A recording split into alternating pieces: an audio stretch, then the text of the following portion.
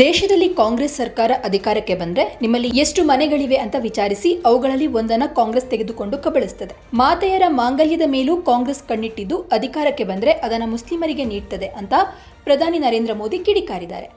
ಇದೀಗ ಪ್ರಧಾನಿ ಮೋದಿ ನೀಡಿದ ಈ ಹೇಳಿಕೆಯನ್ನ ಕಾಂಗ್ರೆಸ್ ನಾಯಕರು ತಪ್ಪು ಮತ್ತು ಬಡವರ ವಿರೋಧಿ ಅಂತ ಹೇಳುವ ಮೂಲಕ ಖಂಡಿಸಿದ್ದಾರೆ. ಇದರ ಮಧ್ಯೆ ಇದೀಗ ರಾಹುಲ್ ಗಾಂಧಿಯ ನಿಕಟವರ್ತಿ ಮತ್ತು ಭಾರತೀಯ ಸಾಗರೋತ್ತರ ಕಾಂಗ್ರೆಸ್ ಅಧ್ಯಕ್ಷ ಸ್ಯಾಮ್ ಪಿಟ್ರೋಡಾ ಅವರು ಸಾರ್ವಜನಿಕರಿಗೆ ಆಸ್ತಿ ಹಂಚುವ ರೀಡಿಸ್ಟ್ರಿಬ್ಯೂಷನ್ ಆಫ್ ವೆಲ್ತ್ ಈ ವಿಷಯವನ್ನ ಒಂದು ರೀತಿಯಲ್ಲಿ ಸಮರ್ಥಿಸಿಕೊಂಡಿದ್ದಾರೆ. ಪಿತ್ರೋಡಾ ನೀಡಿರುವ ಈ ಹೇಳಿಕೆಯನ್ನ ಬಿಜೆಪಿ ಮತ್ತೊಮ್ಮೆ ಅಸ್ತ್ರವಾಗಿ ಬಳಸಿ ಕಾಂಗ್ರೆಸ್ ವಿರುದ್ಧ ಮುಗಿಬೀಳುವ ಸಾಧ್ಯತೆ ಇದೆ. ಅಂದಹಾಗೆ ಸ್ಯಾಮ್ ಪಿತ್ರೋಡಾ ಅವರು ಅಮೆರಿಕದ ಉದಾಹರಣೆಯನ್ನ ನೀಡಿದ್ದು, ಅಮೆರಿಕದಲ್ಲಿ ಪಿತ್ರಾರ್ಜಿತ ತೆರಿಗೆ ಇದೆ. ಅಮೆರಿಕದಲ್ಲಿ ಯಾರಾದರೂ $100 ಮಿಲಿಯನ್ ಮೌಲ್ಯದ ಆಸ್ತಿಯನ್ನು ಹೊಂದಿದ್ದು ಅವರು ಸತ್ತರೆ ಅವರು ತಮ್ಮ ಮಕ್ಕಳಿಗೆ ಕೇವಲ 45% ಆಸ್ತಿಯನ್ನು ನೀಡಬಹುದು. ಉಳಿದ 55% ಆಸ್ತಿಯನ್ನು ಸರ್ಕಾರ ತೆಗೆದುಕೊಳ್ತದೆ, ನಂತರ ಬಡವರಿಗೆ ಹಂಚುತ್ತದೆ. ಇದೊಂದು ಆಸಕ್ತಿದಾಯಕ ಕಾನೂನು ಅಂತ ಸ್ಯಾಮ್ ಪಿತ್ರೋಡಾ ಕರೆದಿದ್ದಾರೆ. ಭಾರತದಲ್ಲಿ ಯಾರಾದರೂ 10 ಶತಕೋಟಿ ಮೌಲ್ಯದ ಆಸ್ತಿಯನ್ನು ಹೊಂದಿದ್ರೆ ಮರಣದ ನಂತರ ಅವರು ಸಂಪೂರ್ಣ ಆಸ್ತಿಯನ್ನು ತಮ್ಮ ಮಕ್ಕಳಿಗೆ ಬಿಟ್ಕೊಡ್ತಾರೆ ಮತ್ತು ಸಾರ್ವಜನಿಕರು ಬಡವರು ಅದರಿಂದ ಏನನ್ನು ಕೂಡ ಪಡೆಯೋದಿಲ್ಲ. ಆದರೆ ಅಮೆರಿಕದ ಕಾನೂನು ನಿಮ್ಮ ಪೀಳಿಗೆಯಲ್ಲಿ ನೀವು ಸಂಪತ್ತನ್ನು ಸೃಷ್ಟಿಸಿದ್ದೀರಿ ಮತ್ತು ಈಗ ನೀವು ಹೊರಡ್ತಾ ಇದ್ದೀರಿ ಅಂತ ಹೇಳ್ತದೆ. ನೀವು ಸತ್ ಮೇಲೆ ನಿಮ್ಮ ಸಂಪತ್ತನ್ನು ಸಾರ್ವಜನಿಕರಿಗೆ ಬಿಡಬೇಕು, ಎಲ್ಲವೂ ಅಲ್ಲ, ಆದರೆ ಅದರ ಅರ್ಧದಷ್ಟು ಮಾತ್ರ. ಇದು ಸೂಕ್ತ ಅಂತ ನಾನು ಭಾವಿಸ್ತೇನೆ ಅಂತ ಸ್ಯಾಮ್ ಪಿತ್ರೋಡಾ ಹೇಳಿದ್ದಾರೆ.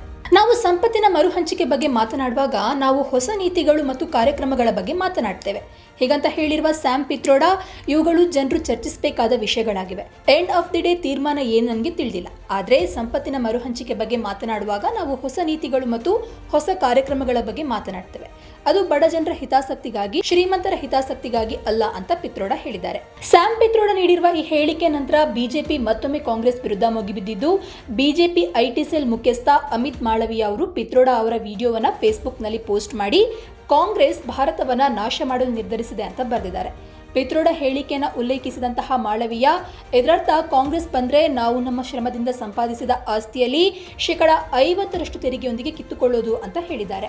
ಇನ್ನು ಈ ವಿಷಯ ದೊಡ್ಡದಾಗ್ತಾ ಇದ್ದಂತೆ ಪಿತ್ರಾರ್ಜಿತ ಆಸ್ತಿ ತೆರಿಗೆ ಕುರಿತು ಕಾಂಗ್ರೆಸ್ ನಾಯಕ ರಾಹುಲ್ ಗಾಂಧಿ ನಿಕಟವರ್ತಿ ಮತ್ತು ಭಾರತೀಯ ಸಾಗರೋತ್ತರ ಕಾಂಗ್ರೆಸ್ ಅಧ್ಯಕ್ಷ ಆಗಲೇ ಹೇಳಿದಂತೆ ಇವರ ಹೆಸರು ಸ್ಯಾಮ್ ಪಿತ್ರೋಡಾ. ಇವರ ಹೇಳಿಕೆಯಿಂದ ಕರ್ನಾಟಕ ಕಾಂಗ್ರೆಸ್ ಘಟಕದ ಮುಖ್ಯಸ್ಥ ಡಿಕೆ ಶಿವಕುಮಾರ್ ಅಂತರವನ್ನ ಕಾಯ್ದುಕೊಂಡಿದ್ದಾರೆ. ಸ್ಯಾಮ್ ಪಿತ್ರೋಡಾ ಅವರ ಹೇಳಿಕೆಯನ್ನು ನಾವು ಒಪ್ಪೋದಿಲ್ಲ, ಇದು ಕಾಂಗ್ರೆಸ್ ಪಕ್ಷದ ನಿರ್ಧಾರ ಅಲ್ಲ, ಯಾರು ಅದನ್ನು ಚರ್ಚಿಸಿಲ್ಲ ಮತ್ತು ಯಾವುದೇ ಸಮಯದಲ್ಲಿ ಭಾರತಕ್ಕೆ ಸಂಬಂಧಿಸಿದಂತೆ ಭಾರತದಲ್ಲಿ ಅದು ಸಾಧ್ಯ ಇಲ್ಲ ಅಂತ ಹೇಳಿದ್ದಾರೆ. ಈ ಮೂಲಕ ಪಿತ್ರೋಡಾ ಹೇಳಿಕೆಗೂ ಪಕ್ಷಕ್ಕೂ ಯಾವುದೇ ಸಂಬಂಧ ಇಲ್ಲ, ಅದು ಅವರ ವೈಯಕ್ತಿಕ ಹೇಳಿಕೆ ಅಂತ ಸ್ಪಷ್ಟನೆಯನ್ನ ನೀಡಿದ್ದಾರೆ.